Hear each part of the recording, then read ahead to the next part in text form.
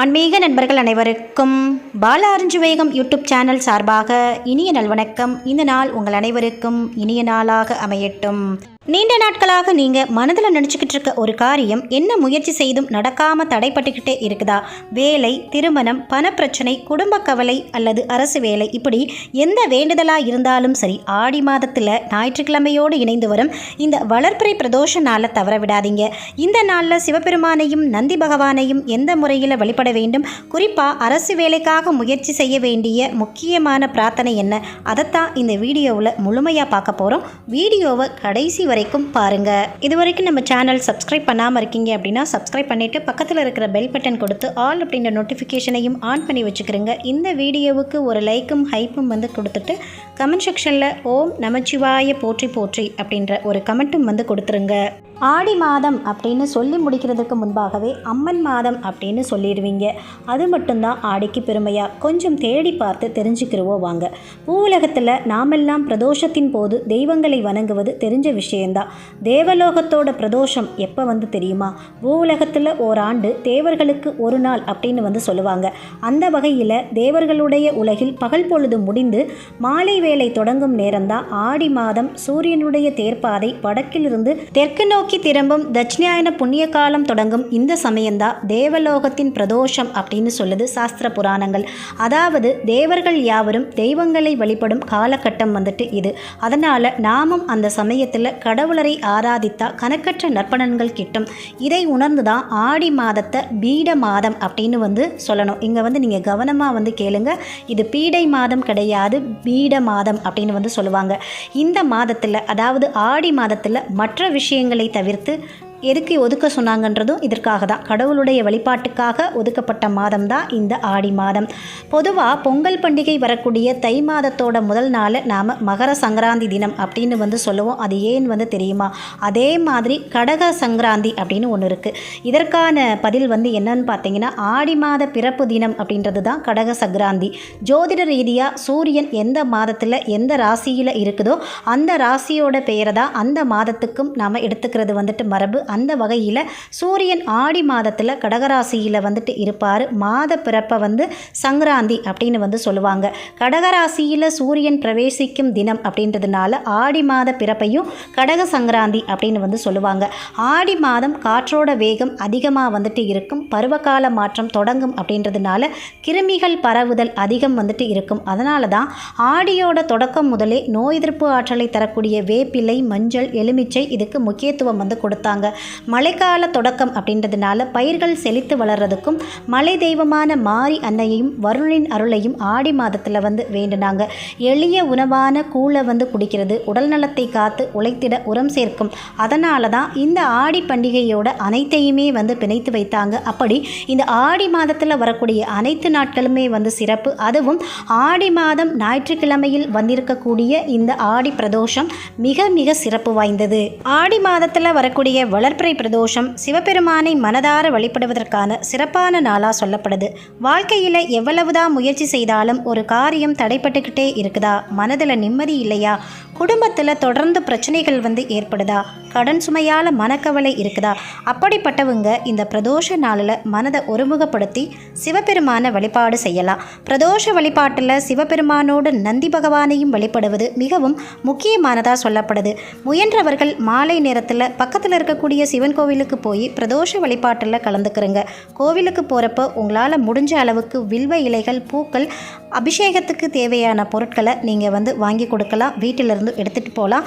சிவனுக்கு நடக்கக்கூடிய அபிஷேகம், அலங்காரம், தீபாராதனை இதை மனதை வேறு எங்குமே சிதறவிடாமல் பக்தியோடு தரிசனம் பண்ணுங்க. நந்தி பகவானுக்கு முன்னாடி நின்று உங்கள் மனதில் இருக்கக்கூடிய வேண்டுதலை மனதார சொல்லுங்கள். மற்றவர்களுக்கு தீங்கு ஏற்படணும் அப்படின்ற எண்ணத்தோடு எந்த வேண்டுதலையும் வைக்காமல் நமக்கும் நம்முடைய குடும்பத்துக்கும் நல்லது நடக்கணும் அப்படின்ற எண்ணத்தோடு பிரார்த்தனை செய்தது மிகவுமே சிறப்பு. அடுத்ததா ஓம் நமச்சிவாய அப்படின்ற பஞ்சாட்சர மந்திரத்தை உங்களால் முடிஞ்ச எண்ணிக்கையில் நீங்கள் மனதார சொல்லுங்கள். 11 முறை சொல்லலாம், 27 முறை சொல்லலாம், 54 முறை அல்லது 108 முறை உங்களுடைய வசதிக்கு ஏற்ப நீங்கள் இந்த மந்திரத்தை சொல்லிக்கலாம். எண்ணிக்கையை விட மன ஒருமைப்பாடும் பக்தியும் தாங்க முக்கியம். நண்பர்களே, இங்கே நான் இன்னொரு முக்கியமான விஷயத்தையும் சொல்லிக்கிறேன். அரசு வேலைக்காக பல வருஷமாக முயற்சி செய்து கொண்டிருக்கிறவங்க நிறைய பேர் இருக்கீங்க. தேர்வு எழுதுறவங்க, படிக்கிறீங்க, தொடர்ந்து முயற்சி செய்கிறீங்க. ஆனாலும் ஏதோ ஒரு காரணத்தினால வேலை கிடைக்கிறதுல தடை தாமதம் ஏற்பட்டு நீங்கள் மனக்கவலையில் இருக்கலாம். பாரம்பரிய ஜோதிட நம்பிக்கையில் சூரிய பகவான் தான் அரசு, அதிகாரம், பதவி, தலைமை இதோடு தொடர்புடைய கிரகமாக சொல்லப்படுறாரு. ஞாயிற்றுக்கிழமையும் சூரிய பகவானுக்குரிய நாளாக சொல்லப்படுது. அதனால் ஞாயிற்றுக்கிழமையோடு இணைந்து வரக்கூடிய இந்த ஆடி மாத பிரதோஷ நாளில் அரசு வேலைக்காக முயற்சி செய்கிறவங்க சிவபெருமானையும் நந்தி பகவானையும் மனதார வழிபட்டு உங்களுடைய முயற்சியில் இருக்கக்கூடிய தடைகள் விலகி நல்ல வாய்ப்பு அமையணும் அப்படின்னு நீங்கள் வேண்டிக்கலாம்.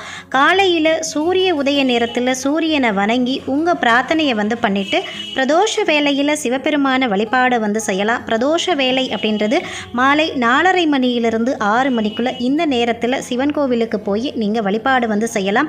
அங்கே வழிபாடு செய்கிறப்போ நான் படித்த படிப்புக்கும் என்னுடைய முயற்சிக்கும் ஏற்ற நல்ல அரசு வேலை கிடைக்க அருள் புரியணும், என்னுடைய முயற்சியில் இருக்கக்கூடிய தடைகளும் தாமதங்களும் விலகணும் அப்படின்னு சொல்லி மனதார சிவபெருமானுக்கிட்ட வேண்டுதல் வைங்க.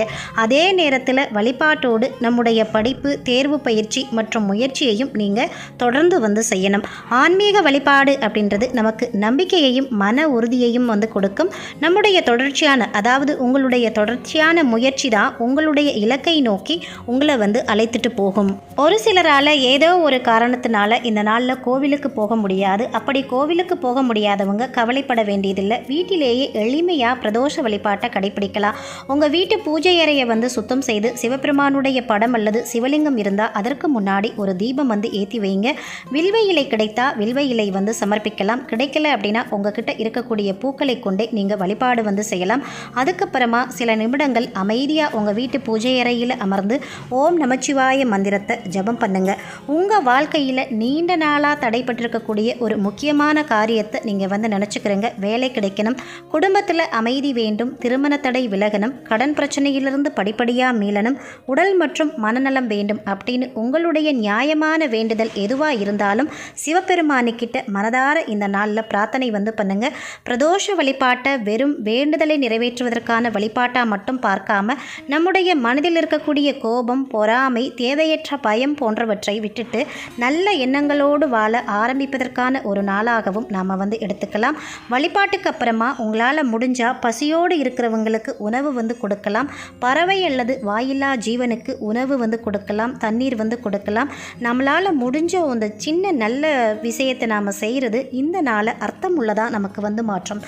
ஆடி மாத வளர்ப்பிறை பிரதோஷ நாளில் சிவபெருமானையும் நந்தி பகவானையும் முழு மனதோடு வழிபட்டு ஓம் நமச்சிவாய அப்படின்னு பக்தியோடு ஜபம் பண்ணிட்டு உங்களுடைய வேண்டுதலை இறைவனுக்கிட்ட ஒப்படைச்சிடுங்க. நல்ல எண்ணங்களோடும் முயற்சியோடும் வாழ்க்கையை நீங்கள் முன்னெடுத்துட்டு போங்க. சிவபெருமானுடைய அருளால் உங்கள் மனதில் அமைதியும் குடும்பத்தில் மகிழ்ச்சியும் நிறையட்டும். இதுவரைக்கும் இந்த வீடியோவை முழுவதுமாக பார்த்ததற்கு மிக்க நன்றி. இந்த வீடியோ உங்களுக்கு பிடிச்சிருந்தால் லைக் பண்ணி நம்ம சேனலை சப்ஸ்கிரைப் பண்ணி வச்சுக்கிறேங்க. உங்கள் நண்பர்களுக்கும் குடும்பத்தினருக்கும் இந்த வீடியோவை நீங்கள் ஷேர் பண்ணுங்கள். மற்றும் வரும் பயனுள்ள ஆன்மீக தகவலோட அடுத்த வீடியோவில் சந்திப்போம். அதுவரை உங்களிடமிருந்து விடைபெறுவது உங்கள் பாலா. நன்றி, வணக்கம், வாழ்க வளமுடன்.